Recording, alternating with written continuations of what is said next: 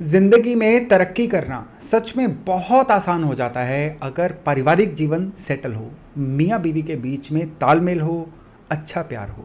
लेकिन इसका अगर ठीक उल्टा हो, यानी पारिवारिक जीवन सेटल ना हो, मियाँ बीवी के बीच में कलेश हो, लड़ाई झगड़े हो, मतभेद हो, तो तरक्की तो छोड़िए जनाब, जीना तक दूभर हो जाता है। और आज के वीडियो में हम यही चर्चा करने वाले हैं कि किस तरह से एस्ट्रोलॉजी हमें बता सकती है कि इन कपल्स के बीच में जो इश्यूज आ रहे हैं उनके कारण क्या हैं और उन कारणों को रिमूव किस तरह से किया जा सकता है। नमस्ते, मेरा नाम है योगेश शर्मा। बहुत बहुत स्वागत है आपका happy life with Yogesh Sharma में।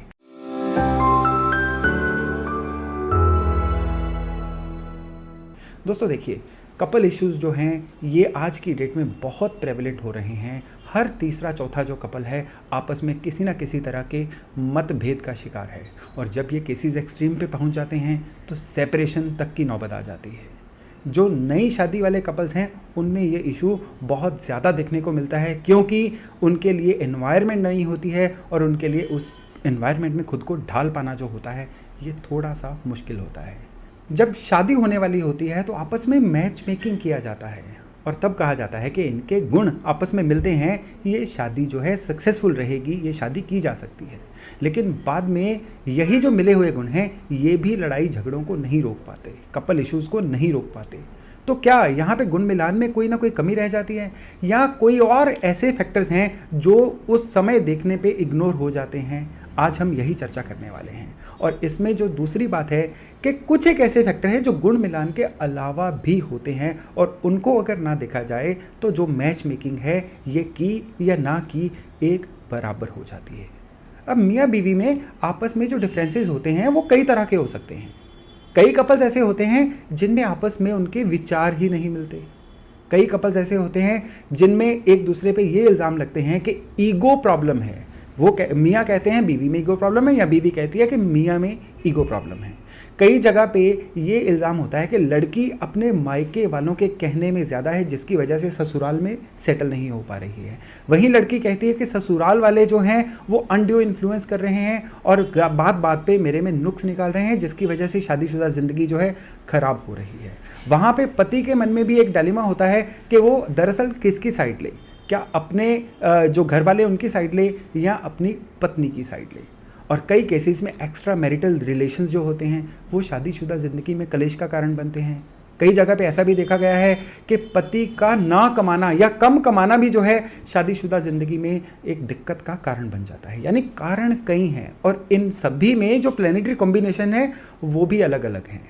तो यहाँ पे सारा कैच किस बात का आता है कि अगर हम रेलेवेंट प्लैनेटरी कॉम्बिनेशन को पहचान लें तो ना केवल शादी से पहले हमें एक वार्निंग मिल जाती है कि अगर इस कपल में इश्यूज आए तो वो किस तरह के आएंगे, और उनको सॉर्ट करने के लिए दरअसल हमें असल में करना क्या पड़ेगा। और इससे क्या होगा कि हम 70 से 90% तक जो ये इश्यूज हैं उनको रोक सकते हैं। तो इसमें मैं सबसे पहले आपसे डिस्कस करूंगा कि मेन जो सबसे ज़्यादा बड़े योग हैं जो शादीशुदा ज़िंदगी में खराबी उत्पन्न करते हैं वो योग कौन से हैं। देखिए, दो प्लैनेट हैं जो बहुत ज़्यादा जिम्मेदार होते हैं किसी भी शादीशुदा ज़िंदगी में बैलेंस या इम्बैलेंस का, और वो प्लैनेट हैं शुक्र और बृहस्पति। कहा जाता है कि मेल की कुंडली में जो वीनस हैं, जो शुक्र हैं, ये ग्रह जो हैं बहुत बैलेंस होने चाहिए। अगर शुक्र बैलेंस नहीं है तो किसी भी मेल के चार्ट में शादीशुदा ज़िंदगी जो है वो सही से नहीं चलेंगी। शुक्र यहाँ पे केवल किसी की फिजिकल कैपेबिलिटी के कारक नहीं हैं, शुक्र यहाँ पे कारक हैं किसी भी मेल के चार्ट में उसकी शादीशुदा ज़िंदगी के स्मूथली चलने का। शुक्र कारक हैं उसकी पत्नी का। शुक्र जब खराब होंगे ना, ये फैमिली लाइफ को डेफिनेटली डिस्टर्ब करेंगे। अब शुक्र खराब कैसे होंगे?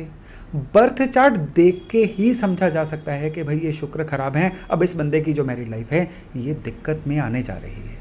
जिसके भी बर्थ चार्ट में शनि सूरज एक साथ होंगे उनके शुक्र डिस्टर्ब होंगे।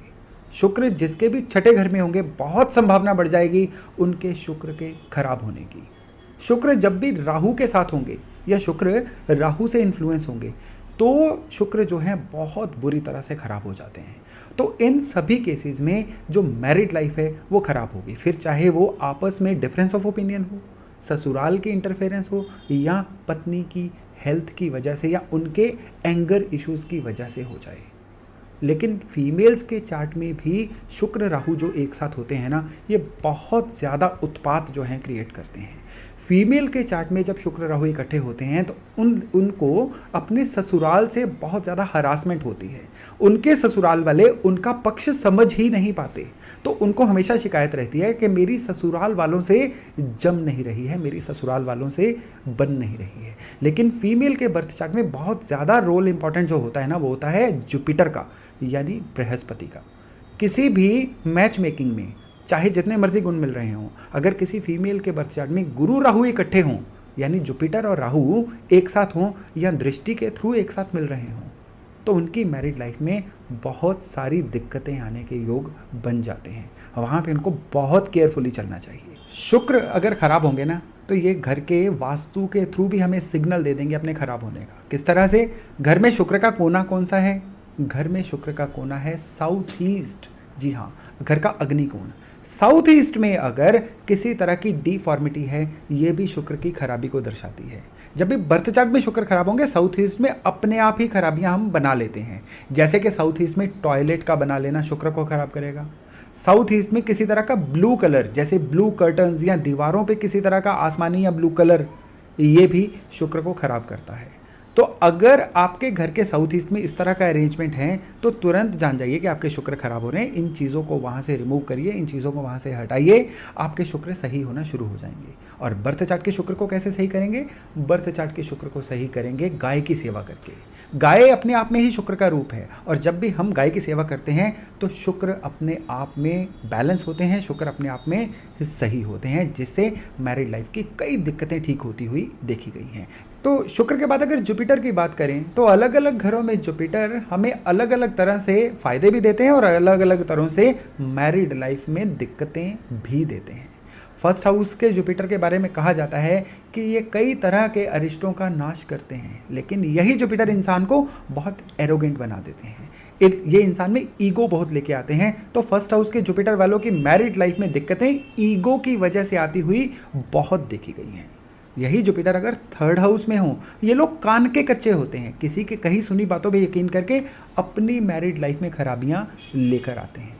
जुपिटर 8वें या 12वें घर में हो, तो ये लोग जो होते हैं चुगली निंदा करने की वजह से अपने जीवन साथी के साथ सारा तालमेल खत्म कर लेते हैं। 7th हाउस के जुपिटर वालों के बारे में बोला जाता है, जितने ज़्यादा ये आडंबरों में, धार्मिकता में जाएंगे, उतना ही ज़्यादा ये अपनी मैरिड लाइफ को खराब करते जाएंगे।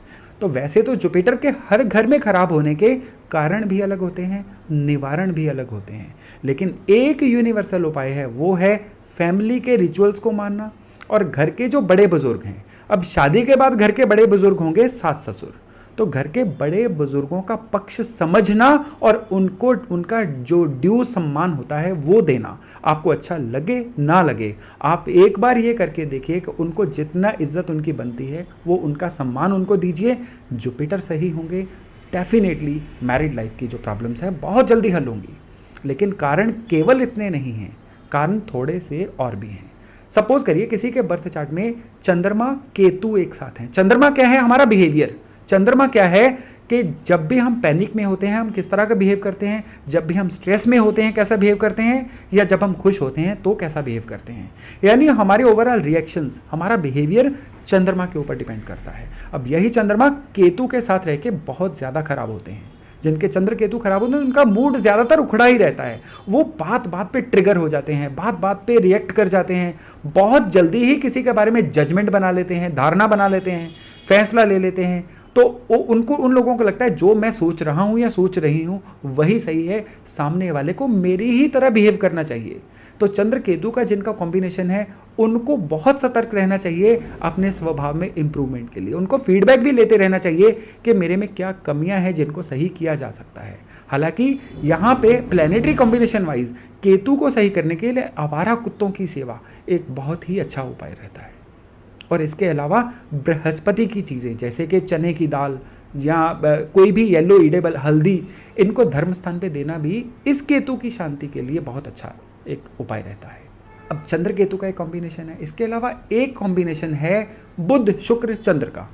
बुध क्या है? बुध है बुद्धि, कौन सी बुद्धि? वो बुद्धि जो हमें हमारी डेली लाइफ में जीना सिखाती है, वो बुद्धि जो हमें सही गलत की पहचान बताती है। शुक्र, बुध, चंद्र तीनों ही बहुत तेज चलने वाले प्लैनेट जब एक साथ हो जाते हैं, वो इंसान एक अजीब सी जल्दबाजी में रहता है। वो इंसान कभी भी अपने आप को इम्प्रूव करने की कोशिश नहीं करता। वो इंसान इस तरह से बिहेव करता है जैसे उसको किसी और की परवाह ही नहीं है।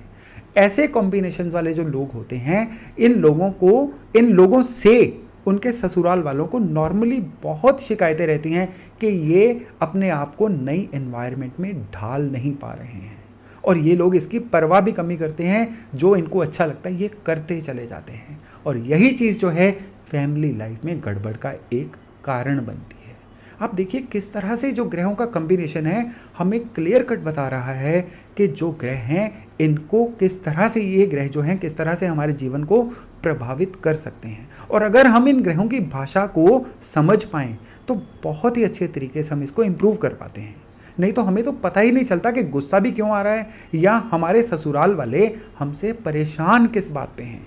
तो अगर इन चीज़ों का हम हल कर लें तो हमारी लाइफ जो है बहुत जल्दी जो है पटरी पे आनी शुरू हो जाती है, सेटल होनी शुरू हो जाती है।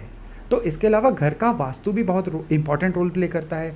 घर का जो साउथ वेस्ट है, अगर वहाँ पे किचन है, साउथ वेस्ट में किचन वैसे भी अच्छी नहीं मानी जाती, वो आपस में क्या होता है, वो परफेक्शनिस्ट से हो जाते हैं, एक दूसरे को लेक्चर दे दे के सुधारने की कोशिश करते रहते हैं। और ये भी कहा जाता है ना कि किसी को जब ज़रूरत से ज़्यादा सुधारोगे तो वो आपका दुश्मन बन जाता है।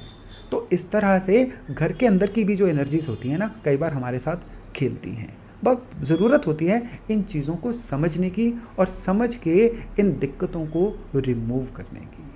तो ये थे कुछ एक ऐसे पॉइंट्स जो हमें क्लियर कट बताते हैं कि कपल इश्यूज़ अगर आते हैं तो किस तरह के हो सकते हैं, उनका रिमूवल किस तरह से हो सकता है। तो दोस्तों, अगर आपके किसी भी नॉन की लाइफ में इस तरह के इश्यूज़ आ रहे हैं तो मुझे आप कमेंट करके भी बता सकते हैं।